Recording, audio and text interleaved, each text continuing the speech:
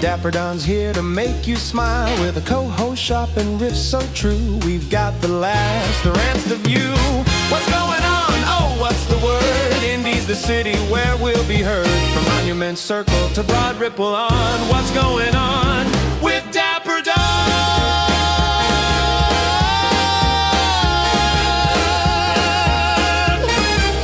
So grab your coffee, Hoosiers, and let's get to it. 'Cause we're in the house! What's going on? It's Dapper Don, and today I am alone because I'm not putting my co-host through this. I absolutely refuse. This anime is weird, and I don't mean JoJo's weird. I don't mean Devilman Crybaby weird. I mean somebody call the fucking Whitecoats weird. I don't usually go out of my way to find bizarre romance anime. I stick to the normal stuff, shonens, harems, your basic run-of-the-mill degeneracy. But a former friend of mine recommended this when I asked for trash anime. I expected bad One Punch Man Season 2 level animation. I expected cringe. 7 Deadly Sins level cringe. I did not expect psychological damage. The first time I watched it, I thought, okay, this is fetish content. The way they're portraying their drool, how slowly they're zooming in and how they're focusing on it, this is fetish content. Second time, it was worse. Because this time, I understood what it was actually showing. And buried inside all of that drool-soaked insanity is one of the most accurate depictions of Limerence I've ever seen. Not cartoon crushes. People point to Mordecai and Finn and go, look, Limerence. No. That's baby's first heartbreak. That's non-mutual crush. And not sitcom longing. Jim and Pam, child's play. Ross and Rachel, not even in the ballpark. I'm talking obsession, dependency, emotional heroin, withdrawal. The kind that messes with your brain chemistry. The kind that's addictive. And addiction can get nasty. So join me as I take you on a journey, the likes of which your mortal mind can only hope to recover from. This is Mysterious Girlfriend X and Limerence. Now, before we talk about its connection to Limerence, though, we do need to actually talk about the anime itself. Normally I wouldn't, because this isn't a summary show, but I legitimately don't want you to have to watch that thing in order to understand this episode, more for your protection than anything else. So this anime, released in 2012, has two main characters, high schoolers Akira Tsubaki and Mikoto Urabe. Urabe is an eccentric, mysterious, emotionally distant, yet also oddly committed, very complex girl. And if you call her best girl, I'm gonna pop you. Tsubaki, on the other hand, is your typical teenage boy looking for a girlfriend to compensate for his lack of personality. Typical high school stuff. Urabe comes into his life via the typical setup, being a transfer student. Except instead of getting fucked with like weird tentacle creatures and, it being a boy in an all-girls school setup, like normal, they sit next to each other, and originally Tsubaki finds her weird, just like everybody else. She laughs at random things, is very quiet and withdrawn from the other students, and is prone to randomly falling asleep at her desk and sleeping through lunch and downtimes, even after school times. Tsubaki and Urabe first truly become connected when Tsubaki... Come on! Hold it together! Tsubaki and Urabe first truly become connected when Tsubaki tastes the drool she left at her desk after school. Then he goes weeks without it and falls into a withdrawal sickness. It is then explained that he cannot live normally without a dose of her saliva every day at the same time. I don't know about you, but that's my antidepressant. Spit in my mouth, baby. Oh, I'm so sorry I told that joke. From that point on, he is completely dependent on her, and that dependence eventually leads him to falling in love with her, becoming her boyfriend after a grand gesture. However, of note, they don't act like a couple, and Urabe displays a complete unwillingness to be bonded with him via anything but drool. From then on, shenanigans ensue. This one is widely considered to be the two girls, one cup of anime. It's like you get curious, you watch it once, then you want to change your name and move address, maybe even fake your death a little bit, Personally, I think I'll be moving to Canada after this episode, because I watched it twice, and I'm packing as we speak. Free healthcare, here I come. Now, like I said, upon my first watch of this program, I did think it was fetish material, plain and simple. It's definitely got enough fan service in it, and the drool mechanic was definitely pervasive. However, upon a rewatch, I saw what this creation was trying and oddly enough succeeding to portray. And it becomes even more apparent with the tone and visual messages the anime sends. The vintage Sailor Moon Core look serves to evoke a feeling of nostalgia, and they use a lot of bright yellows and muted colors to make the show almost dreamlike and sentimental, sepia tone picture type shit. We all remember fondly the serene experience of having a crush, especially in high school. And we all remember how fucking weird the girls we used to obsess over truly were. Or was it just me? Seriously, I literally just remembered this the other day, but a girl I was obsessed over in high school was like into the deep web and weird violent shit. And that's not to mention that for whatever reason, she found it really funny to tell me every detail of the female period every time I was eating something. Now, you can never say that after hearing something like that I am not a feminist. I'm not going to go into the details here on this episode because I want this to stay up on YouTube. But women do not go through pleasant experiences every month when they have their period. That's all you need to know. She told me about some things, and for as much as I was deeply in love with her, I can admit that I hated her in that moment. I can admit that I really did hate her in that moment. And I now understand the female period to an uncomfortable extent. Is this knowledge useful to me? Maybe. But it's a piece of knowledge I have. I'm going to have to move on. Just like this anime is a piece of knowledge that I have, and I'm just going to have to live with it. I am scarred, though. I am scarred. But I didn't move seats at the time because that was the person I saw myself spending the rest of my life with. As we all did with our weird-ass crushes, even though we had no idea what life beyond the schoolhouse even looked like. But that's besides the point. The point is that the tone of this experience, the slow pacing, the awkward stillness, the weird tenderness of it all, it made me realize that this thing wasn't just about drool, and that was just the tip of the iceberg. And we're about to get into what it was showing us right now. So, the title of this episode is Mysterious Girlfriend X and Limerence. So I'm sure some of you are wondering, especially since this isn't really super common, what the fuck is Limerence? Well, Limerence is hard to describe.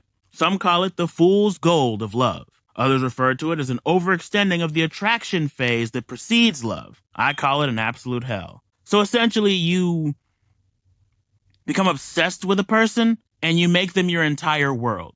You have this idea, this fantasy of them as some angelic, holy being that's beyond your mortal capabilities. And your fantasy is being able to get with this angelic being. It starts playing into your self-esteem. It starts playing into the am I good enough talk. It starts playing into anxious attachment. And, you start getting intrusive thoughts. You start having dreams about the limerent object, I remember there are so many dreams about the girl I used to be obsessed over in high school that were bumping around my head, especially just after I graduated and she harshly rejected me. That it's amazing. It's absolutely amazing. And that's not even talking about the emotional dependency. I mean, for God's sakes, it's no wonder she did reject me. I followed this girl around like a lost puppy. If I wasn't around, if I wasn't trying to seek others' validation in the room, I was trying to seek hers. And what's funny is I didn't see the signs at the time that she really was not digging me like that. For example, she really made it a habit to ignore me a lot. And I'm not talking about, oh, I didn't hear you. I'm talking about straight up, you don't exist to me. Please go away. I think there were very few times where we actually had a conversation. I should have seen the train coming down the tracks then, but I still followed her around and I still clung to her and I still depended on her for emotional validation. And it's like this person in your head, basically holding high court in your head. Anytime you're not able to get them, you don't feel good enough. You don't feel like you look good. You don't feel like you sound good. You feel like the most annoying loser, Reddit incel creep ever. It fucks with your self-esteem heavily. And ironically enough, that contributes to the limerence because it puts you in a loop of, well, I'm not good enough, so I have to get this person. But every time I don't get this person to prove I'm good enough, that I'm not good enough. So I have to keep trying to get this person and keep getting rejected, proving that I'm not good enough. But there has to be a way in. There has to be a way in. There has to be a way in. Even if they block me, there has to be a way in. And that's not even mentioning the craving of little crumbs of pity validation, right? That's the, if they talk to you one day. Because the girl I was obsessed over did kind of entertain me in conversation.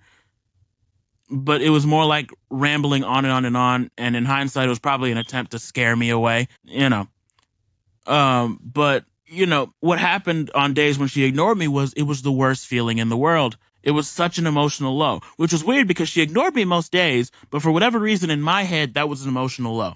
I don't know. I've almost died like 5-6 times since then. So I'm really not too worried about stuff like that now. But young me was a little bit on the naive side, the hopeful side. But yeah, it's something that is very insidious because you go through actual withdrawal effects. You do feel internally sick. Your stomach is in knots. I remember all the days when she ignored me, my stomach would be in knots. And I'd be thinking, even despite the fact that everybody in my class, everybody at that school thought that I was the bee's knees as far as comedy and entertainment. Shut the fuck up, smoke alarm. Even though everybody thought that I was the bee's knees as far as comedy and entertainment, there was still a part of me that felt horrible just because she wasn't giving me a chance. And that comes from various attachment wounds. For example, I struggled with anxious attachment. I had learned that as an attachment style, and I had that in my it was definitely a stick in my craw for a while. And I learned through another crush that I had that you can't get people to pay attention to you unless you're good enough. So mine was always task-based, doing things to try and get her attention. Now, what I just described to you is something that is pretty not great. Pretty not great. So imagine an anime. Shut the fuck up, smoke alarm. Give me 1 second. Just give me 1 second. 1 second. And you too, cat. Shut the fuck up. All right.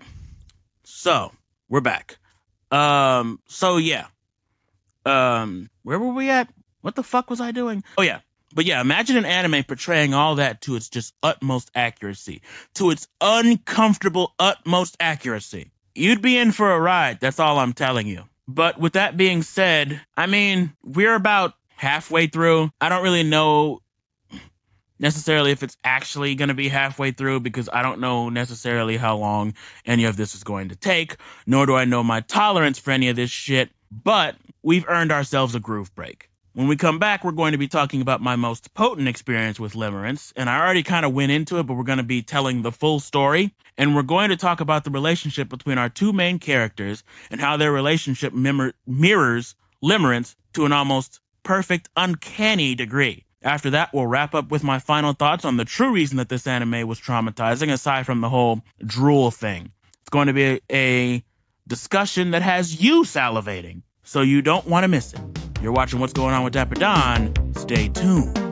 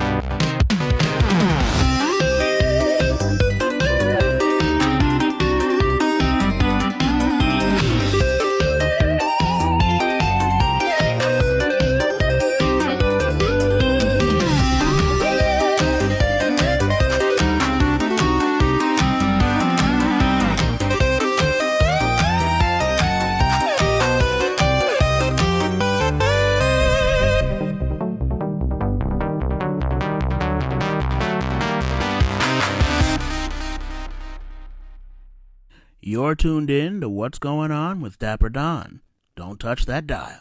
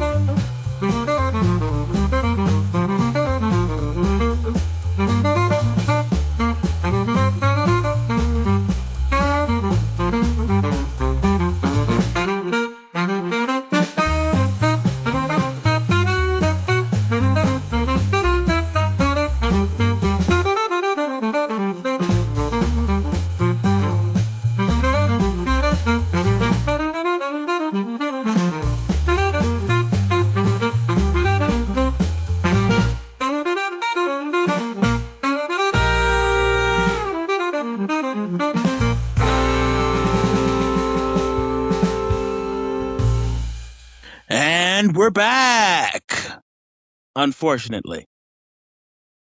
For those of you just tuning in, we just got through talking about the plot of Mysterious Girlfriend X and defining Limerence. Now we're going to go a little deeper. We're going to dive into some interesting scenes that I took from the anime and see how this abomination portrays Limerence through the relationship that Tsubaki and Uribe have. But before we get into that, I do have a confession. I, too, once confused obsession with love. Twice. And it was the same story. They were nice to me when no one else really was. They seemed to see into who I really was. I really took that to heart. Began idolizing and obsessing over their every move and thinking that they were just these angelic, perfect, ascended beings. And soon I found out that not only was I truly not compatible with these individuals, I'm capable of getting girls. Trust me about that. Somebody should tell you who Dapper Don is. I just wasn't compatible with these individuals. But that the worst moments of my obsession were driven by my horribly low self-esteem. You know? Essentially, my angel fantasy turned into the Mandela catalog. Nothing too bad. Only mildly world-shattering. I never thought that I was good enough. I felt that I was only as good as how useful I was. And I essentially told my nervous system that the only way that we can fix everything that's wrong with us is to get with this girl. I didn't want therapy, exercise, hobbies, or even family. I just wanted my limerent object. For years, I couldn't do a single damn thing without thinking about them. I couldn't even eat. I starved myself during and after the few times I got COVID just so she'd choose me because I thought that I'd finally be able to be worthy if I wasn't fat. I read a bunch of books because I wanted to seem intelligent to her. Not to mention all the social media checking and things I did. They were my entire world, both times. Both times I was limerent. And even though they both were highly annoyed at me doing the lost puppy bit, I just couldn't see myself with anybody but them. And the amount of ways that I've harmed myself both physically and mentally because I couldn't have them, the jobs I quit because I'd hoped for them to pop up there, and when they didn't, I found reasons to leave. The romantic opportunities I sabotaged because I either came off as clingy and too easily attached, which I was at the time, or because I didn't want anyone but my limerent objects, no matter how pretty they were. I mean, I've ruined romantic opportunities with some real hotties over the last few years because I wanted my limerent objects. I mean, some real hotties. I'm talking hourglass figures and everything. I don't know what the fuck was wrong with me. Um, but hell, I almost died. The thought of not being able to be with them got to me so much that I nearly ended my own life over it. 5 times, and one time, I was almost successful. I would be in a much better place had I locked in and focused on improving myself and resolving my trauma so I didn't keep crafting this damaging narrative about myself. I'm saying all this to say and to demonstrate to you how damaging and destructive limerence truly is. Yet it's never talked about. Sure, shows and movies show it as, oh, the guy's just lovesick. Oh, that's just a crush. No matter how one-sided it actually is. Sometimes they'll show the obsession as pulling up to your house and watching you undress level stalking. But in general, they don't portray the quiet corroding effect that limerence can have on you, the middle ground.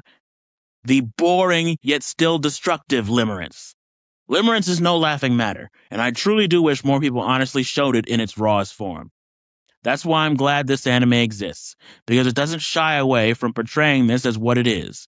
High school limerence. And sure, the two end up together, but you're left feeling with a sort of unresolved feeling.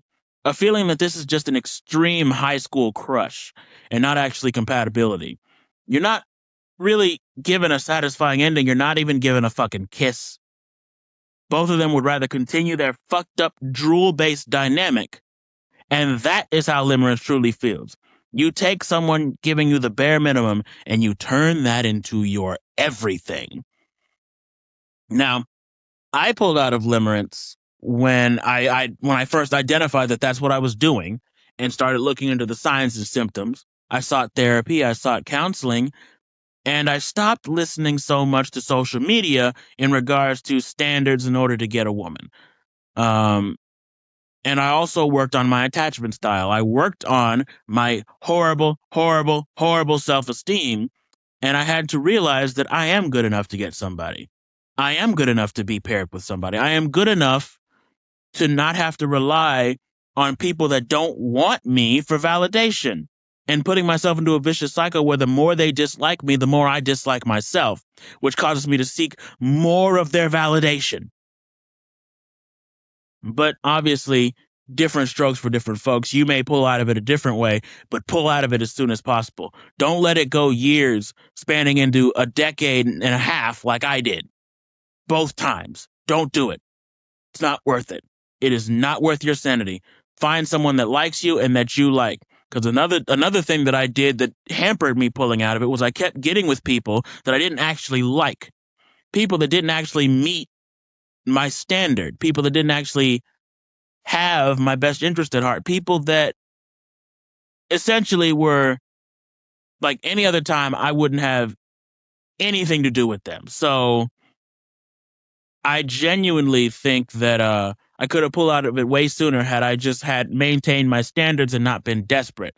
But that's what limerence and anxious attachment will do to you. But anywho, it's time I show you just what I mean. It's time we dive into Tsubaki and Urabe's relationship and how it effectively demonstrates what limerence looks like. Now, to illustrate this, I've selected a few highlights from the first couple of episodes because I'm not going to make you watch a whole ass cursed anime just to prove a point. Also, don't ask me how I got this. I had to go to some weird ass Reddit server and download a Google Drive link that could have very well been a virus. See what I do for y'all? See what sacrifices I make for y'all? Anywho, let's get into it. I'm not looking forward to this.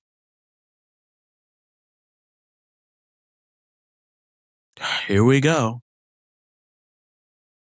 Now, again, I'm not going to make you watch the whole ass anime. We're just going to go to the part that that really matters for this thing. Right around here. So, he's waking her up because, like I said, she had the napping tendency. So he's waking her up after school, and well, you'll see.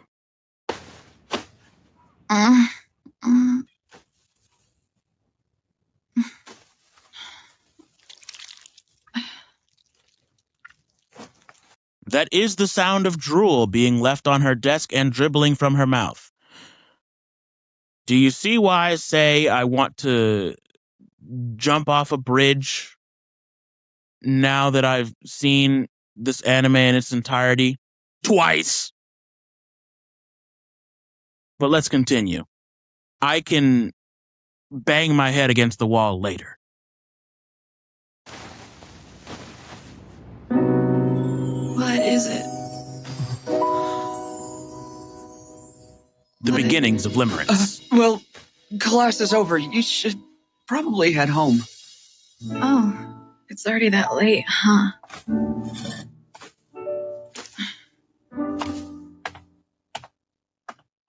Hey, Uribe, hold up. Huh? There's still some drool on your chin. You might want to clean it up. Oh.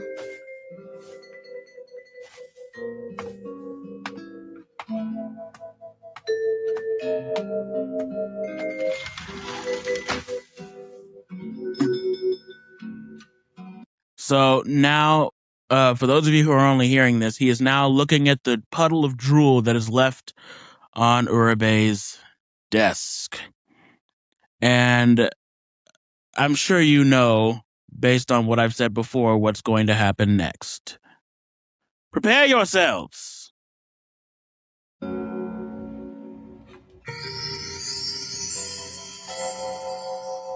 There was imagery of a flower dripping nectar. That is what the drool in this anime is compared to, nectar. Pheromone heavy things. That's why I say it's a portrayal of Limerence, because Limerence works that way. Uribe's drool. Please, God, no. Please, God, no. Please, God, no. Why would you put your finger into it? Please, God, no. Oh, this sounds. Oh, what the fuck, God? It's a fuck. You just. Oh. It's still so bad. It's still so bad. He's eaten it. He's consumed it now. It's still so bad.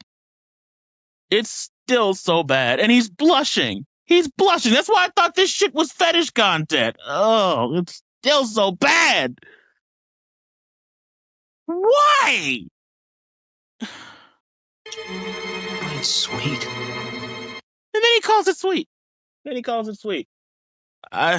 Do I even really want to do this? Do I want to do this episode? Was this a mistake? No, we have to push through it.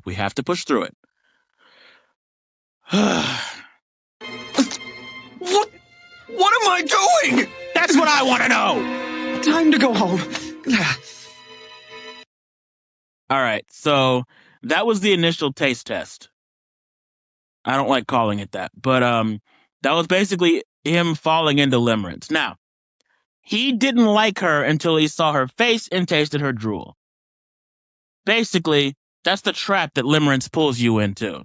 You don't even think that you like the person that you're limerent over until something happens. You smell something, you see something, they say something. It's the way that the body mannerism, right? It could even be something subtle.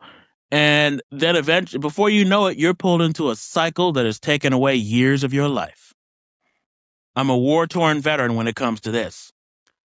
Now, we're going to go to the explanation of the effects of this drool, which is really going to drive that point home. So we're going to scrub on over to 12:30. Okay, so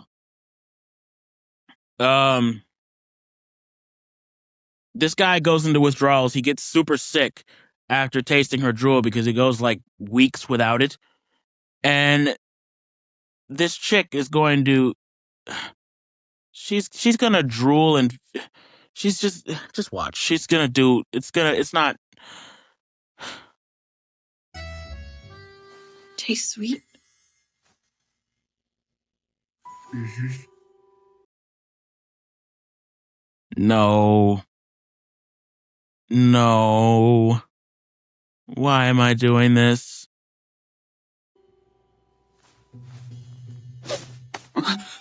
Open your mouth. She's. Ah, ah, ah,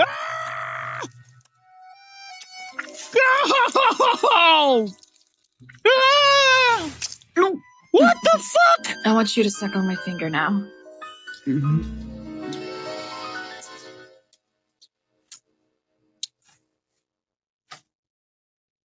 How do you feel? Huh? How do I feel? Do you still feel sick? Oh, right.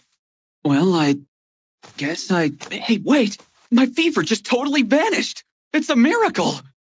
So you see, Tsubaki-kun, after licking and consuming my drool, you went 2 weeks without ingesting any more of it. So you went through withdrawal because now your body needs it to survive. Think about it. It makes sense, you know? What do you mean withdraw? This is not a romance. If I'm ever in this situation, please shoot me in the head. But let's get back to the scholarly discussion. So, yeah, as you can see, this is the effects of this drool is like a drug. Essentially, you are forced to get this at the same time every day. You can't go weeks without it. You can't go days without it. Otherwise, you get sick. Super sick, like how one does with drug withdrawals. This can be compared to the aforementioned your limerent object's validation is like a hit of a drug to you. You get such a dopamine high, you get such a boost to your day and overall ego that days you don't get it feel like hell. They feel like slogs. Hell, I even remember I did some things like, there were points where I'd look forward to school days more than others because I would get to have lunch with my limerent object. And if I didn't get to do that, the day was ruined. And if she ignored me for the day, it was doubly ruined. You could compare that sinking feeling to getting sick, a withdrawal. But now we're going to get into the full explanation of the effects, and that's just a minute and some change over. So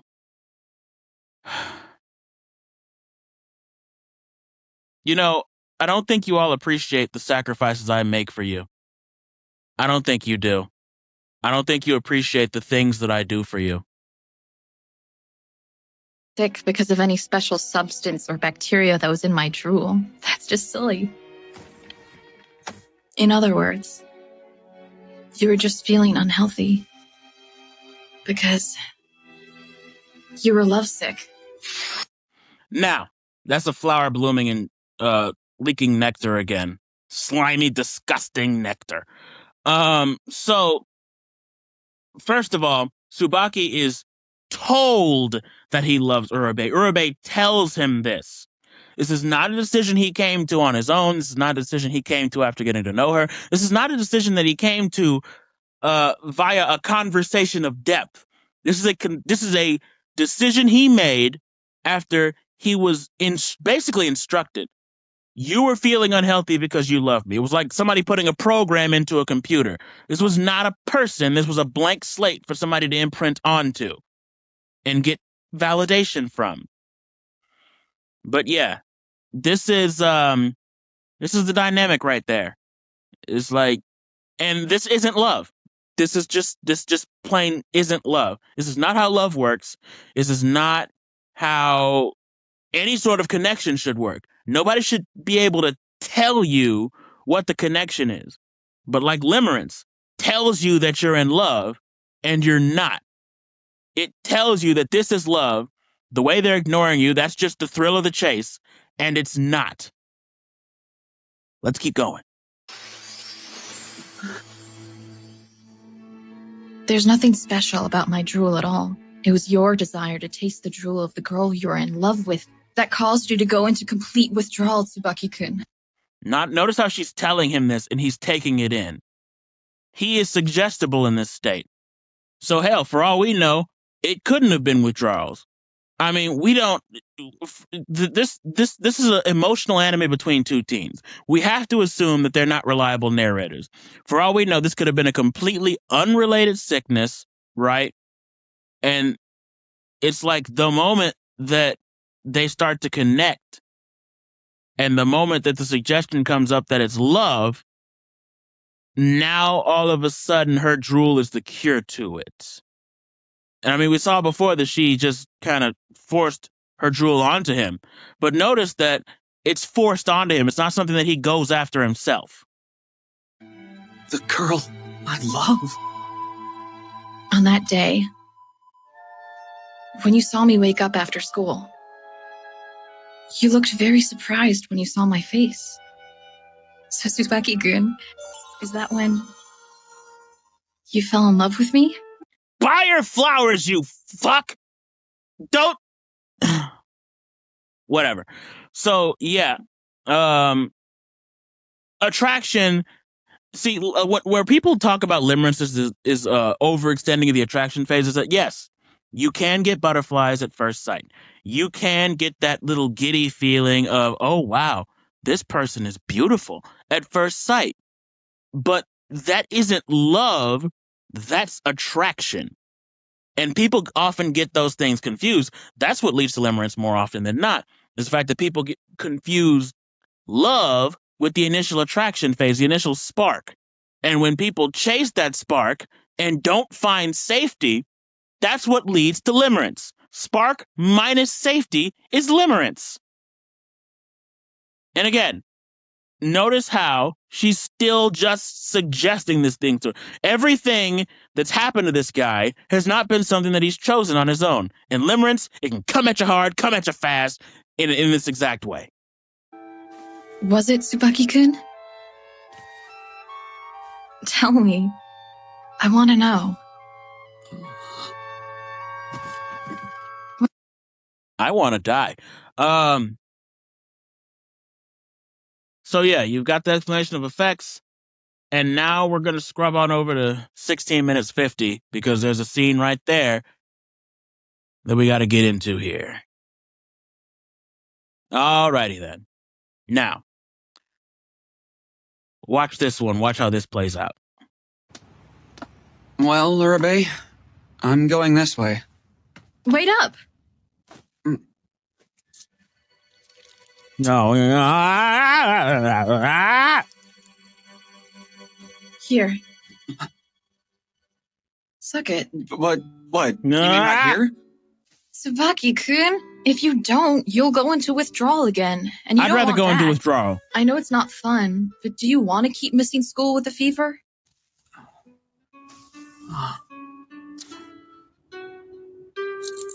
I see. Urabe was... Okay, Tsubaki-kun.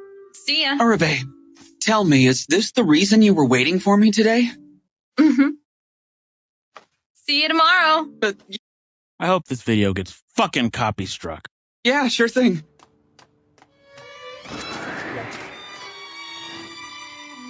Why the fan service? And- Why the fan service? Why even show that? Why even show that? Anime. That's an anime problem. That's not just this anime's problem. That's an anime problem in general. The day after tomorrow, and every day after that. Yeah, it's later. Starting that day, this became our daily routine. And after a few days of this, I found myself. Tell me. I want to know. I had another dream. A dream where I was dancing with Urabe in a strange town. And when I woke up, I realized I needed to tell her something. And that admission is that he's in love with her. Now, he's only known this girl a few days, few weeks, whatever. He has not known her a substantial enough time to be able to declare that he's in love with her. But because she's feeding his addiction, it feels like love because it's a dopamine high and because he's not getting sick anymore. But it's not love. It's dependency. Now, he confesses to her that he's in love. That's the big confession. It's a romance anime. You kind of knew that was going to happen. If they broke up, there'd be no point in having a romance anime.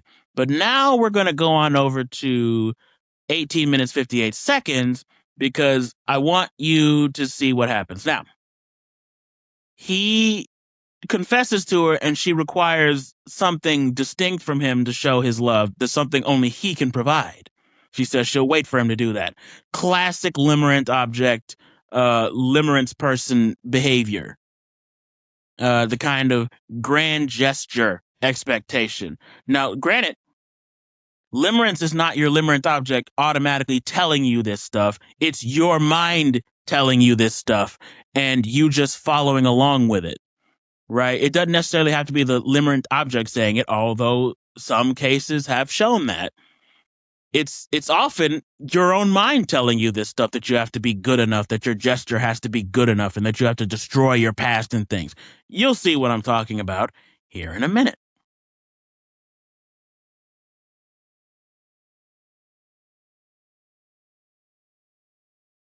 Right about here.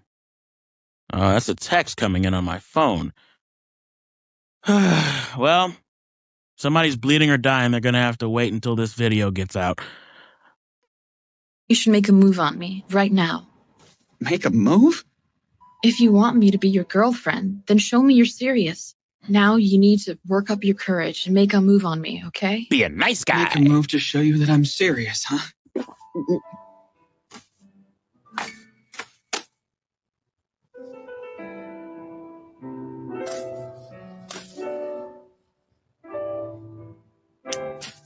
No. That's too easy, too commonplace. Why are you not willing to kiss him? You already exchanged drool. You've already exchanged drool. That is basically kissing. Just kiss him. At least then we wouldn't have to see it. Oh, fuck. Commonplace. I don't want something that just anyone else could do. I want you to express yourself in a way that only you can. Show me. Sorry, but I can't think of anything. The grand gesture. Today. I won't forget, Tsubaki-kun. I'll be waiting for you to make your move. Just make it unforgettable. Urabe. Something you won't forget and you're waiting for? Urabe, I got it. This is it. Urabe, I want you to look at this picture. She's pretty cute, isn't she? But what is this? I spent all of middle school crushing on her. I couldn't forget about her even if I absolutely wanted to. Now, even though I'm in high school, I still carry that picture I secretly took and pulled it out from time to time. Even after all these years, I still kept it. But after I tasted your drool the other day after school, I completely forgot about even taking this picture back then. I mean, it completely slipped my mind. So, Urabe, this is how I'll express my love to you. Destroy the past. I don't want anybody else but my limerent object. Even though we're not even in a real relationship, it's a drug dealer, druggy relationship. I don't want anybody else but you. You're the only one that matters to me.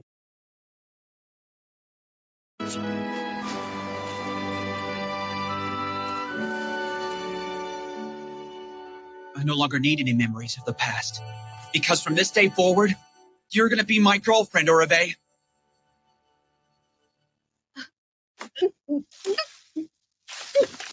Her mouth floods with drool in an emotion similar to throwing up.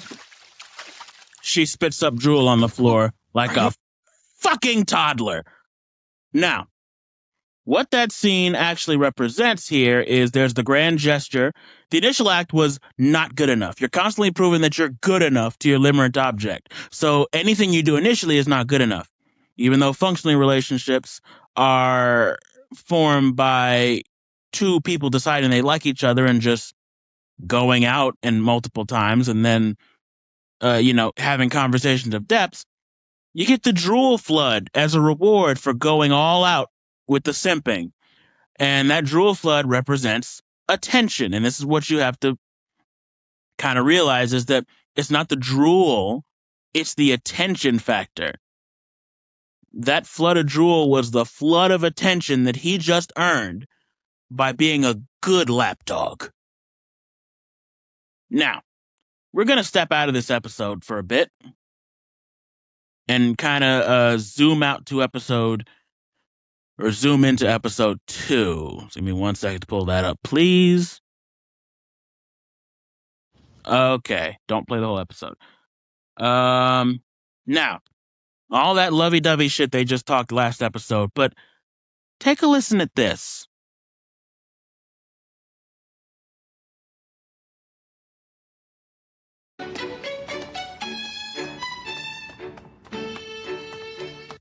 Ugh. What's that? Oh, it's nothing at all. Really? Yeah. Say, can we hold hands, maybe? No way. Don't be silly. There's no need for us to hold hands right now. Yeah, you didn't have to be so forceful about it, you know. Fucking bitch! We've been going out for a month now, but you don't act like a couple. The only exception would be when her drool. It never fails. Here, Tsubaki-kun. Every day on our way home, Uribe gives me some of her drool, as sure as the setting sun. Bye, Tsubaki-kun. See you tomorrow. Yeah. And this is what really cements my thesis on this. This is a drug dealer-druggie relationship. This is not love. So what you just saw is that they don't act like a couple in any other way. She has no desire to be connected to him in any other way except for the attention, validation, feedback loop that they found themselves in. This may be called love. It may feel like love, but it's not love. It is literally, hey man, I'm dealing out attention. You want some attention? And the druggie's like, yeah, sure. You got some in? How much? I'll pay any cost for it because I'm addicted to it. Because that's how drug deals work. I know plenty of them. Yep, that's how they work. Now, here's another instance of them having this weirdly emotionally distant dynamic, except for the drool, which in this case represents attention. There's no other lovey-dovey shit. There's no other couple stuff that happens other than the attention. The attention for the addict and the validation for the limerent object. And sometimes, again, limerence just tells you this stuff on its own, right? You don't have to have your limerent object telling you this. You don't have to have your limerent object actually being in this type of relationship with you, though oftentimes this is the case.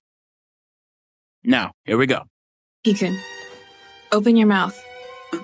Oh, just taking the fucking Here, candy out of your got mouth. this. The fucking. Tsubaki-kun. Well, actually, that's Sweet. pretty normal. That's all pretty standard. Bye. Uribe!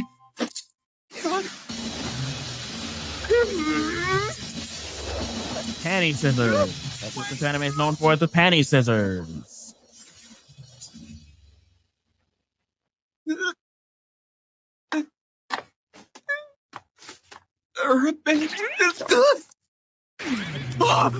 Tsubaki-kun. Never throw your arms around me without asking. Oh, okay. I'm sorry. What the fuck? Can't even get a hug from my girlfriend? And also notice this, too. Notice how the limerent is ignoring the limerent object's boundaries. That's often a symptom of limerence. Because, let's be honest, in a healthy relationship, they would already know, don't hug me without asking. That would already have been a boundary that was set. It wouldn't take an instance of her almost killing him with scissors for that to be something that's a thing. Right? But secondly, can't get a hug from my girlfriend? What the fuck? I'm not asking you to fuck me. I'm asking you to hug me.